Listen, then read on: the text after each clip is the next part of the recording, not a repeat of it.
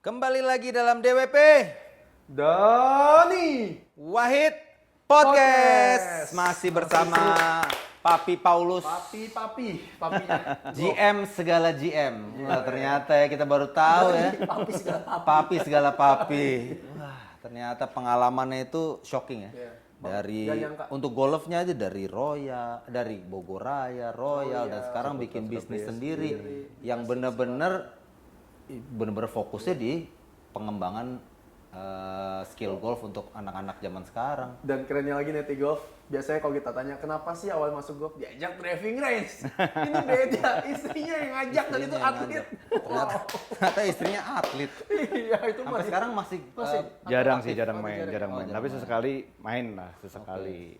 Nah ini kita yang penasaran nih Om, terbentuknya driving range ini apakah ada ada historinya? Kenapa pengen bikin driving range? Apakah Papi Paulus merasa driving itu seperlu itu nggak sih gitu? Ada satu lagi. Apa tuh? Sebelum kesana sebenarnya pengen tahu ketika diajak sama 12 ibaratnya Shareholder, stakeholder untuk ya. kesini tuh apa yang bikin akhirnya mau? Itu dulu. Oke. Itu kan nggak mudah nawar-nawarinnya kan. Iya. Soal tahu ada something. Bos di Royal, ya. kan? Nggak mudah ngerayunya. Waduh. Oh, Mas.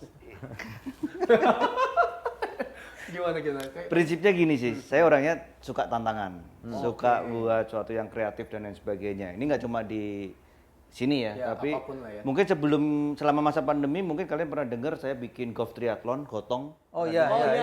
Golf triathlon tanpa nongkrong itu saya yang bikin sama teman-teman dari ada dua lah ya, ada teman-teman dari IO maupun juga teman-teman dari asosiasi ada. Lalu saya pernah bikin speed golf. Ya, yang lari-larian. Aku lari. Yang cuma stick beberapa itu. Iya betul, itu saya bikin. Ya sama, partnernya sama dua partner itu ya. Lalu ya itu tinggal dikembangin aja sih, tinggal nunggu waktu lagi. Terus sama saya orangnya selalu terchallenge membuat sesuatu yang Out of the box. out of the box. Sama di sini karena begitu tahu di sini ada top tracer dan sebagainya saya mau. Dari situ saya bisa kembangin banyak hal. Mungkin kemarin pada waktu anniversary pada datang. Ya. Itu pertama kalinya turnamen virtual golf 18 hole di sini dan yang nonton banyak. Makanya saya pikir golf ini selama ini kenapa sih kok agak susah nyari sponsor mungkin, susah ngangkat hype-nya. Salah satunya mungkin faktor penonton. Oke, iya. Pemainnya kan paling kalau tutup lapangan 144 Iya, ya udah itu mentok. balik ordal doang kan. Mengapa sponsor mau datang ordal? Benar. Iya, betul. Ya, kalau ini mungkin suatu saat bisa seperti badminton ataupun tenis dan lain Ide sebagainya. yang bagus, ide yang bagus. Support banget.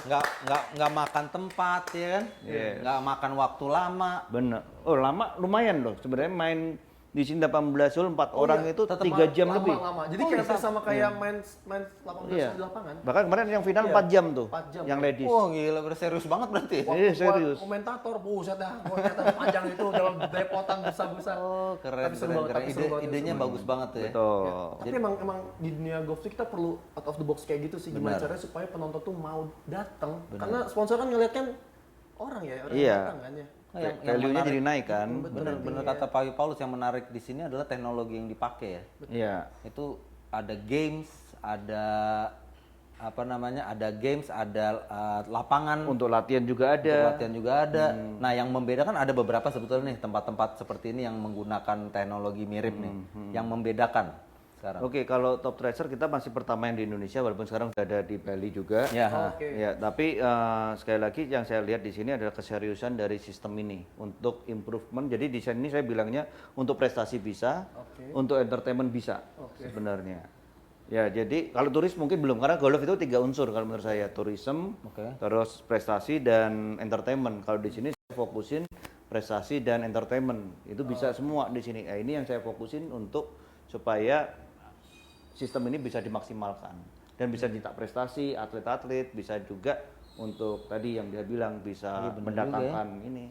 sekarang atlet e-sport aja bisa terkenal, nggak ada salahnya atlet virtual golf, ya kan? Mungkin terjadi. Ya, mungkin aja. terjadi. Dan mungkin juga dari sisi manajemen juga kayak ngasih kebebasan ya, free untuk berstyle lah istilahnya ya. Betul, karena itu yang paling susah. Itu juga saya kalau sampai sekarang sebenarnya ada beberapa lapangan mungkin yang undang saya, tapi saya lihat dulu pengennya apa. Targetnya apa? Targetnya apa dan sebagainya kita ngobrol dulu. Kalau chemistry-nya nggak masuk agak susah karena dunia olahraga ini beda dengan bisnis pada umumnya. Betul, betul. Beda dengan kita punya pabrik atau mungkin kalau di hospitality kita punya hotel dan lain sebagainya, ini agak beda. Apalagi golf ya, unik, nice banget. dan Paling lain di-combine dengan food and beverage biasanya gitu ya. Yang Pastinya. jadi jagoan kadang-kadang itu juga ngaruh tuh, orang pengen datang pengen makan enak juga kan sekalian. Betul. Tapi kalau golf kan sebenarnya peraturannya dari dulu sampai sekarang mirip-mirip.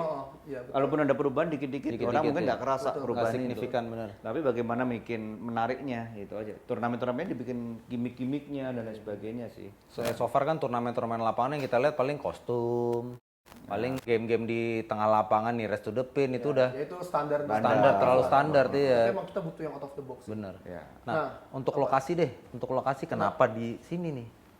Satu, driving itu pastinya lihat demografi. Oke.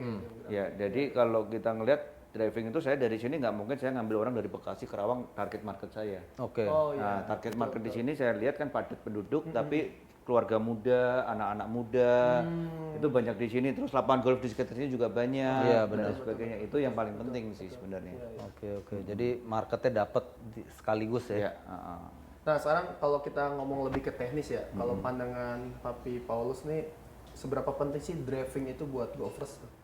Kita pengen tahu tuh. Oke, ada dua hal. Oke. Pertama untuk menemukan industrinya dulu, ini paling penting. Karena kalau nggak ada yang driving, nggak ada yang datang anak-anak muda, newbie ataupun orang yang baru mau belajar, berarti industri golfnya akan turun sunset seperti dulu. Oke. Bener kan yang itu. Kedua untuk prestasi di sini, kebetulan saya juga di PGI Banten juga menjabat untuk prestasi dan ini dan untuk pon juga untuk harus Indonesia loh. Warga Banten Warga Banten. yang mau jadi atlet ya, datang ke sini. manajer tim pon Banten untuk golf nanti kebetulan saya ditunjuk untuk itu jadi lagi siapin.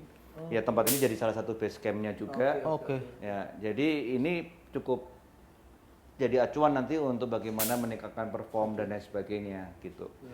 Nah lalu berikutnya ya otomatis nggak cuma ke lapangan, ya kita crossing. Jadi yang dari sini juga ke lapangan, yang dari lapangan bawa ke sini karena ada tadi virtual golf, kita bisa main di St. Andrew, bisa main di Pebble Beach, kita bisa main di macam-macam lah lapangan top dunia itu ya cuma di sini salah satunya. Wah. Oke. Dan persis plek. Iya benar. Gila ya. Makin seru nih. Gimana Neti Golf? Kita semakin seru, semakin dalam nih untuk membahas terkait masalah seberapa penting driving Masih range banyak dan yang juga pengen gua banyak tanya, banget masih sih. banyak. Jadi masih terus stand up di sini bersama DWP Dani Wahid Podcast. Podcast.